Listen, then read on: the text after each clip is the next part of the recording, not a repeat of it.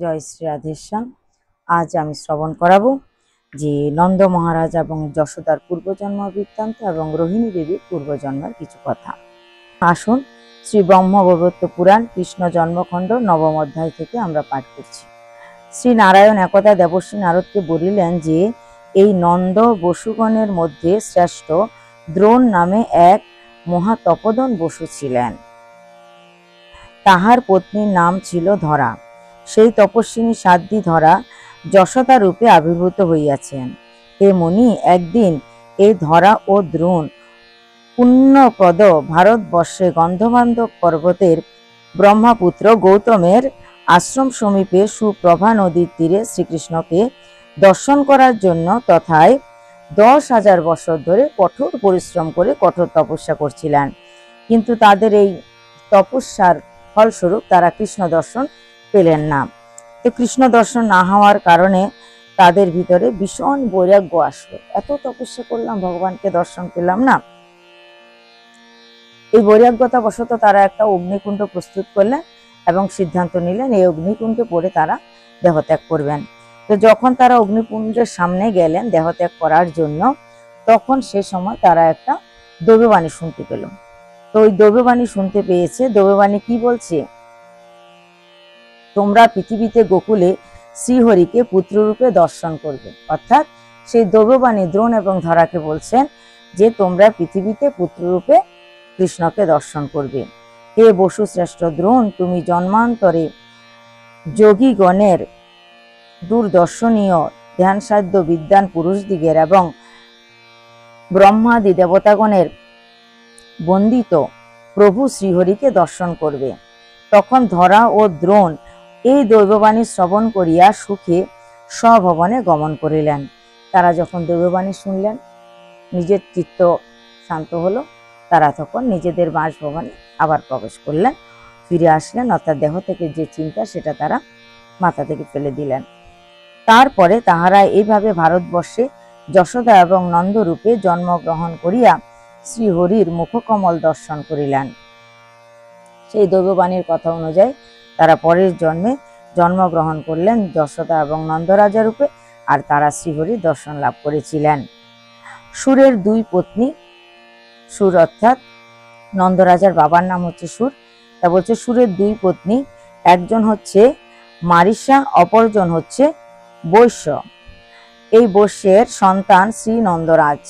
তাহার শরীরটি চন্দন কান্তি এবং দীর্ঘকায়, উদরটি স্থূল। স্ত্রীর নাম হচ্ছে যশোদা মহারানী।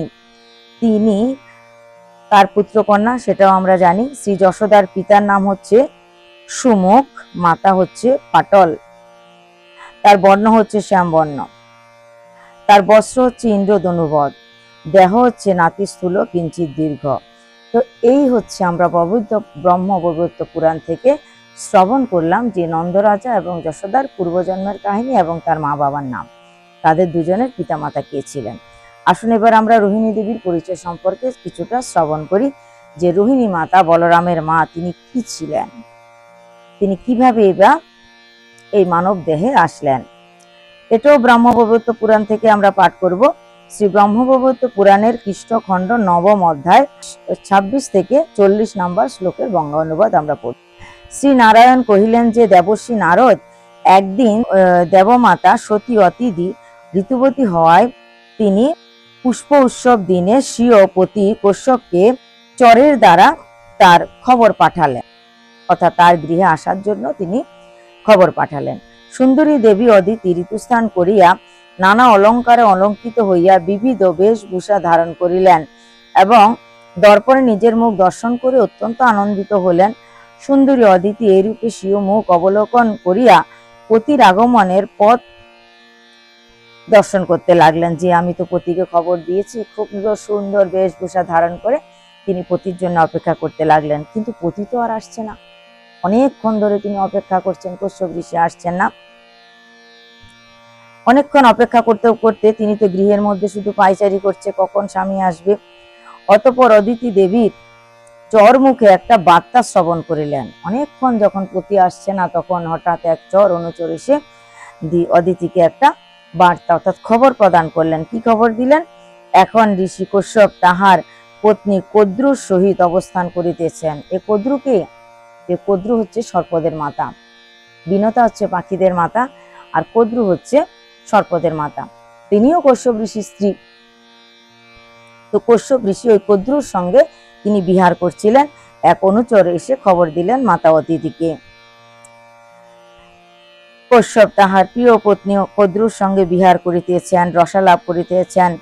তো এইভাবে যখন খবর পেলেন তখন তিনি খুব ক্রোধান্বিত হলেন।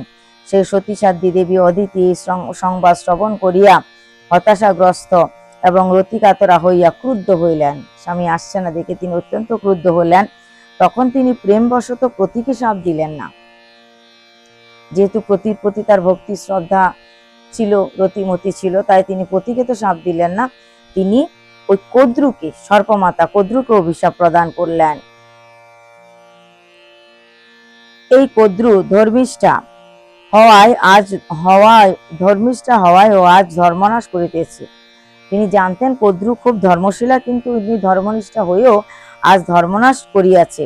সুতরাং সে এই দেবালয় বাস করিবার যোগ্য নহে।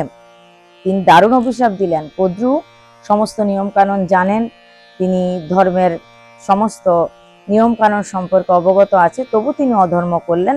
তাই তাকে এই দেবতাদের আলয়ে, দেবতাদের বাড়িতে থাকার তিনি উপযুক্ত নয়। তিনি সেই স্বর্গলোক হইতে দূরে গমন করুক, অর্থাৎ স্বর্গ থেকে অনেক দূরে তিনি যেন চলে যায় এবং তাহার মানবী জনিতে জন্মলাভ হোক। তিনি যেন মানবী রূপে অর্থাৎ মানুষ রূপে এই পৃথিবীতে জন্মগ্রহণ করেন। এদিকে সর্পমাতা কদ্রু চরমুখে তার এই অভিশাপের কথা জানতে পারলেন। এক অনুচর গিয়ে তাকেও সংবাদ দিল কদ্রুকে, হে মাতা, আপনাকে দেবী অদিতি অভিশাপ দিয়েছে। যখন চরমুখে এরকম অভিশাপের কথা শ্রবণ করলেন, তখন দেবমাতার এই অভিশাপের কথা শ্রবণ করে তিনি অত্যন্ত ক্রোধিত হলেন যে দেবমাতা হয়ে তিনি আমাকে এরকম অভিশাপ দিয়েছে। তিনিও তখন দেবতাদের মাতা অদিতিকে অভিশাপ দিলেন। তিনি কি অভিশাপ দিলেন? অদিতিকে এই অভিশাপ দিলেন যে অদিতিও মর্তে জরাযুক্ত হইয়া মানব জনিতে গমন করুক। তখন কশ্যপ সর্পমাতা কদ্রুকে সান্ত্বনা করিলেন। কদ্রুকে, যেহেতু কশ্যপ সেখানে উপস্থিত ছিলেন, তিনি কদ্রুকে সান্ত্বনা করলেন। তারপর তিনি বলিলেন, হে পবিত্র হাস্যময়ী, যথাকালে তুমি আমার সহিত মর্তলোকে গমন করিও। তুমি, কশ্যপ বলছে, তুমি আমার সঙ্গে মর্তে গমন করবে, একই সঙ্গে আমরা তো দুজনই যাব, এই মর্তে জন্মগ্রহণ করব।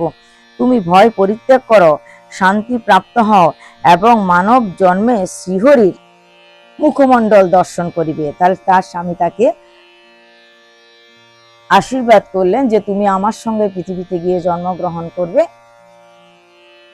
এবং সেখানে তুমি শ্রীহরির মুখ দর্শন করবে। কশ্যপ কদ্রুকে এই কথা বলিয়া অদিতির গৃহে গমন করিলেন। ভগবান প্রভু কশ্যপ অদিতির বাঞ্ছা পূর্ণ করিলেন। অদিতি দেবীর এই ঋতুতেই সুররাজ দেবতাদের শ্রেষ্ঠ বা দেবরাজ ইন্দ্র জন্মগ্রহণ করিয়াছিলেন।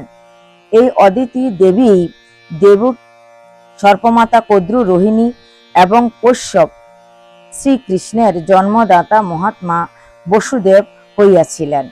তাহলে এই রোহিণী কে এবং দেবকী কে আর বসুদেব বাবা কে, এটা আমরা জানতে পারলাম। অদিতি দেবী হচ্ছেন দৈবকী, যিনি অদিতি ছিলেন, দেবতাদের মা ছিলেন, তিনি দেবকী। আর সর্প মাতা যিনি কদ্রু, তিনি হয়েছিলেন রোহিণী।